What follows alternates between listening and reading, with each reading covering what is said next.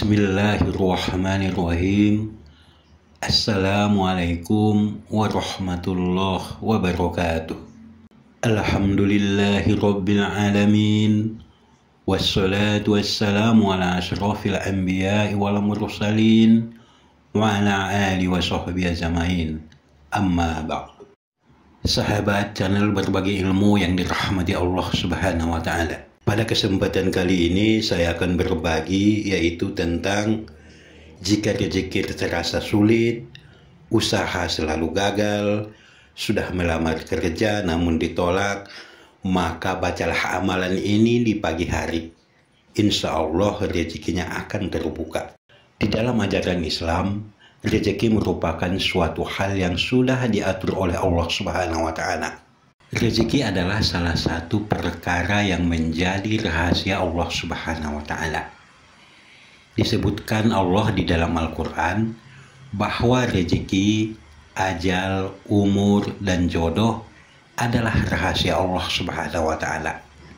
Allah juga menegaskan bahwa setiap makhluk di muka bumi ini telah dijamin rezekinya. Oleh karena itu, sudah seharusnya bagi kita sebagai umat Islam yang beriman kepada Allah untuk tidak lagi merasa gelisah mengenai masalah rezeki.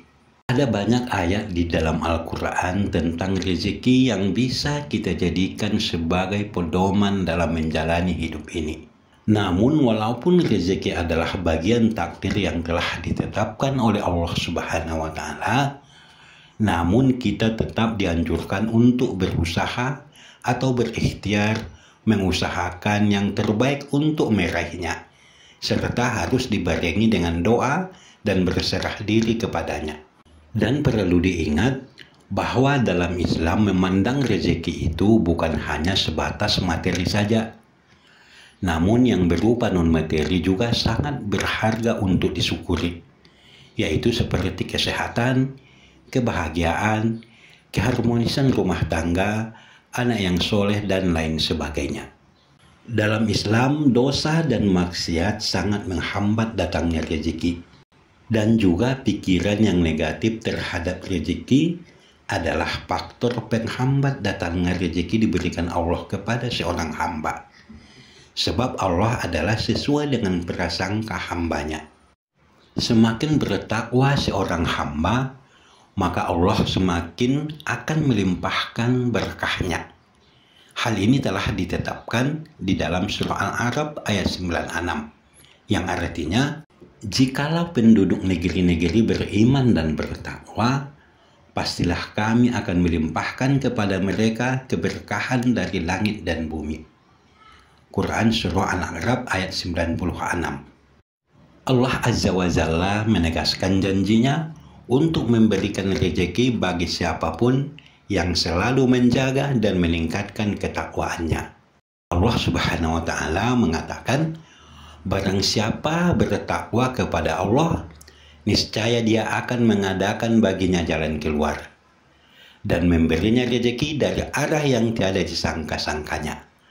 Quran surah At-Tolak ayat 2-3. Namun, pasti ada kita lihat ada seseorang itu sudah sholat, puasa, tetapi rezekinya biasa saja.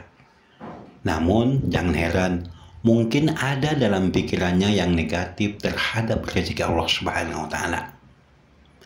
Ada 4 hal yang menghalangi rezeki seseorang. Yang pertama adalah karena perbuatan dosa. Rasulullah Shallallahu Alaihi Wasallam bersabda, sesungguhnya seorang hamba akan terhalang dari rezekinya disebabkan dosa-dosa yang diperbuatnya. Hadis riwayat Ahmad. Meski sudah berusaha sebaik mungkin, dosa dapat menghambat rezeki seseorang.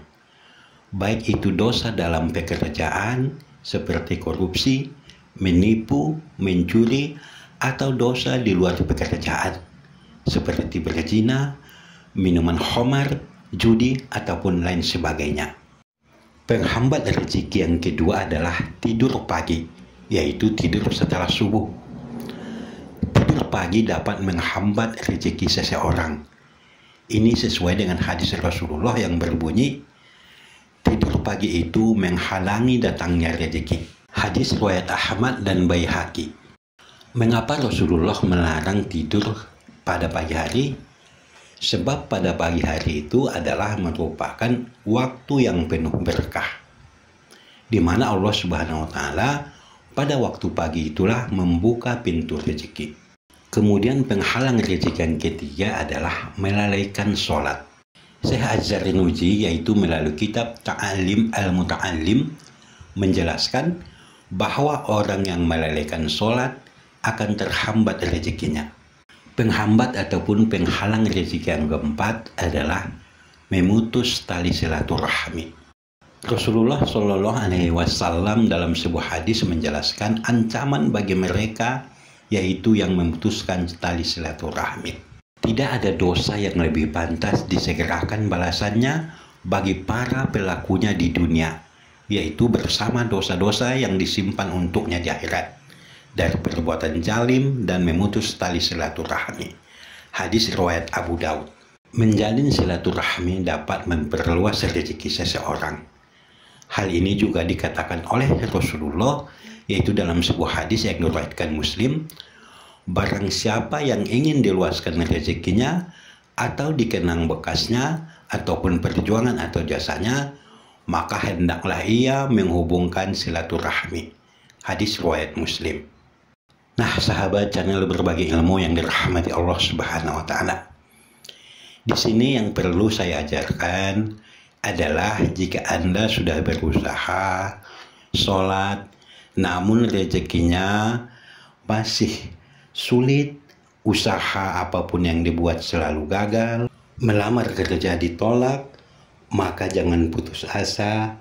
Cobalah amalkan wirid ini setiap pagi, yaitu setelah sholat subuh, yaitu sebanyak 1000 kali. Wiridnya singkat saja. Jika kita pun ke rumah kiai-kiai meminta supaya rezeki kita luas, maka insya Allah amalan inilah itu yang pasti dikasih. Apa yang kita baca yaitu Ya Latif, Ya Latif, Ya Latif sebanyak 1000 kali. Jika kita istiqomah mengamalkannya setiap pagi setelah subuh, maka hidup ini akan terasa enteng, murah rezeki. Bacalah Ya Latif, Ya Latif, Ya Latif sebanyak 1000 kali. Sebelum membaca wirid tersebut, alangkah baiknya baca surah Al-Fatihah sekali. Insya Allah dengan Anda mengistiqomahkan wirid tersebut, maka akan ada selalu kemudahan-kemudahan. Nah, sahabat channel berbagi ilmu yang dirahmati Allah Subhanahu wa Ta'ala, demikianlah penjelasan tentang wirid yang dibaca setelah subuh untuk membuka rezeki-rezeki yang tertutup. Dan kemudian telah dijelaskan tadi faktor-faktor yang menghambat datangnya rezeki. Semoga bermanfaat. Wabillahi taufiq wal hidayah. Wassalamualaikum warahmatullahi wabarakatuh.